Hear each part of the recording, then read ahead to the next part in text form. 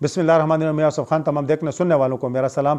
आज Pakistan south Africa के दरमियान सिडनी के क्रिकेट ग्राउंड में वर्ल्ड कप का सबसे बेहतरीन शानदार मैच खेला गया और पाकिस्तानी टीम पहली दफ़ा हमारा मिडल ऑर्डर जो है वो फॉर्म में नज़र आया। और इफ्तिखार जो इस वर्ल्ड कप से पहले अगर कोई तनकीद के ज़िद में था कि जी बूढ़ा खिलाड़ी है, किसी ने उसको चाचा नाम रख लिया, किसी ने मामा रख लिया, और जो क्रिकेट के मुबसरीन हैं उन्होंने भी उस पर तनकीद की और उसे बूढ़ा करार दिया। और जो साथ साथ जो साबिक टेस्ट क्रिकेटर है वो भी यकीनन मैं कहूँगा कि उसका बिल्कुल तमस्खर उड़ाते रहे कि जी ये टीम के लिए ये कौन सा खिलाड़ी लेके गए हैं। लेकिन उस खिलाड़ी ने न्यूजीलैंड में भी परफॉर्म किया और जब से वर्ल्ड कप शुरू हुआ है जो ये मैचेस हुए हैं, मुश्किल मैचेस में अगर किसी ने अच्छी इनिंग्स खेली तो इफ्तिखार ने खेली। इंडिया के खिलाफ मुश्किल वक्त पर जब पाकिस्तान की बैटिंग लाइन लड़खड़ा गई थी तो उसने 50 स्कोर की और 31 गेंदों पर उन्होंने 50 स्कोर की। और आज भी जब पाकिस्तान की 4 विकेटें 50 से भी पहले आउट हुई और पाकिस्तान की बैटिंग लाइन बिल्कुल हिचकोले खा रही थी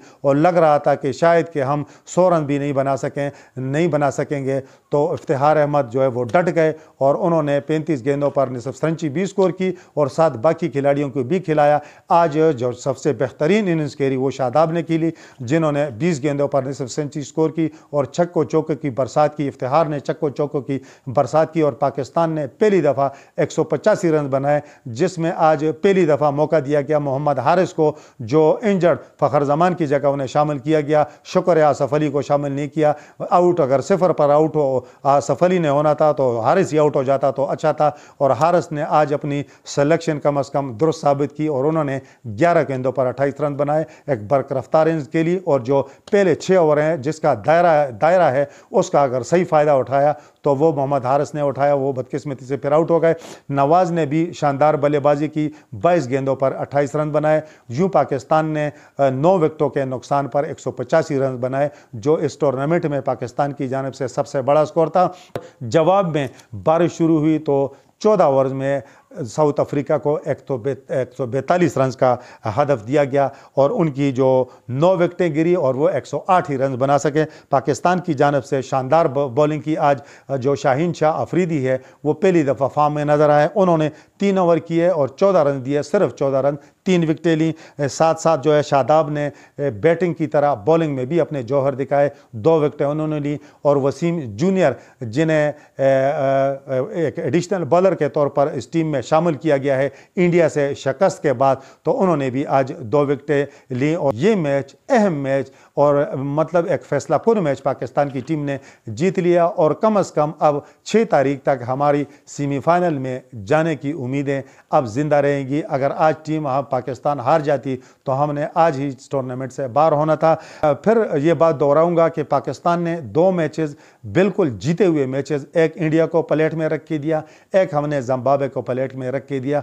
आप अंदाज़ा लगाएं अगर वो 2 मैच हम जीतते तो आज हमारे 8 पॉइंट होते। 2 पॉइंट तो हमारे वैसे हैं, नीदरलैंड से हमने मैच जीता, आज हमने साउथ अफ्रीका को सबसे मुश्किल टीम इस टूर्नामेंट की नाकाबिल शिकस्त टीम को पाकिस्तान ने हराया। और लेकिन अफसोस की बात जो हमने पहला मैच इंडिया के खिलाफ हारा, जीता हुआ मैच यानी 3 ओवर में इंडिया के बैट्समैनों ने 48 रन हमारे बॉलर्स के खिलाफ बनाए, जिसमें अंपायर ने एक मुतनाज़ा बॉल भी दी।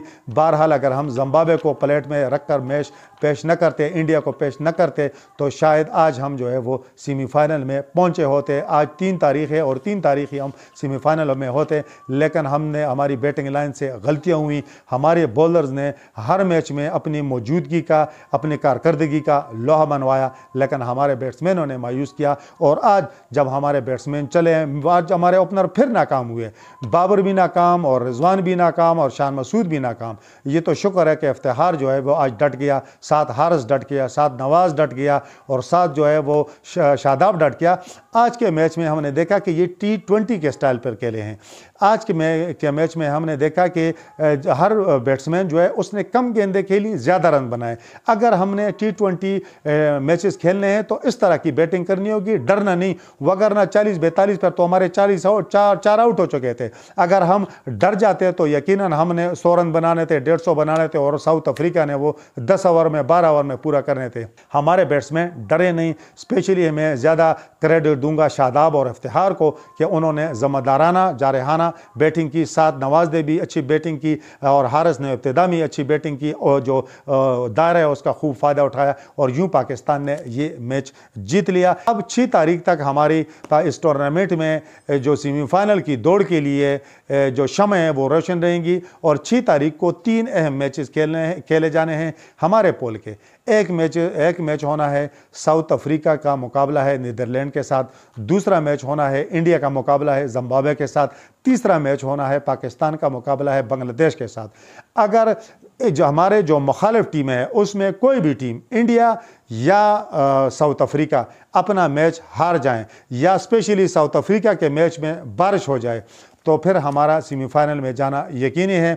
अब मामला फिर दुआओं पर आ गया है और अगर हम बांग्लादेश को हरा दें जिस तरह पाकिस्तान के बैट्समैनों ने परफॉर्मेंस दी है तो अब यकीन हो चला है, अब ये उम्मीद हो चली है कि ये टीम जो है ये बांग्लादेश को की जो बॉलिंग को तहस नहस कर देगी और सेमीफाइनल कम अज़ कम ये आखिरी मैच जीतने में ज़रूर कामयाब होगी क्योंकि बैट्समैनों में इससे काफ़ी एतमाद आ गया है और इफ्तिखार की बैटिंग में हमने देखा है कि काफ़ी मैच्योरिटी है और उसके छक्के हमने देखा है। टूर्नामेंट का सबसे बड़ा छक्का लगाने का एजाज़ इफ्तिखार के पास है जो 106 मीटर है, जिसको हमारे जो क्रिकेट के मुबस्सिरीन है जो साबिक क्रिकेटर हैं वो बूढ़ा करार दे रहे थे। आज भी उन्होंने 2 छक्के लगाए तो वो इस वक्त बेहतरीन फॉर्म में है। कम अज़ कम पाकिस्तानी टीम इस टूर्नामेंट से आउट हो या इन रहे, लेकिन इफ्तिखार अहमद ने कम अज़ कम जो सब खिलाड़ी हैं उनमें उन्होंने अपनी सिलेक्शन को काफ़ी हद तक दुरुस्त साबित किया है। चूँकि हमने 6 तारीख को अब दुआएँ करनी हैं। अगर ये भी हो सकता है अगर साउथ अफ्रीका नीदरलैंड के मैच में बारिश हो गई तो फिर भी पाकिस्तान के सेमीफाइनल में पहुंचने के चांसेस सबसे ज़्यादा हैं। अगर इंडिया हार गया जिम्बाब्वे से और कुछ भी हो सकता है तो फिर भी पाकिस्तान सेमीफाइनल में जा सकता है। तो अब देखते हैं कि क्या सिचुएशन बनती है। तो 6 तारीख तक हम इंतज़ार कर लेते हैं, दुआई कर लेते हैं, बल्कि ये हम तो अब बदुआएँ ही करेंगे कि इंडिया हार जाए या साउथ अफ्रीका हार जाए ताकि पाकिस्तान का कम अज़ कम सेमीफाइनल तक रसाई का सफ़र जो है वो आसान हो सके। इस वक्त तक के लिए इतना ही। अल्लाह हाफिज़।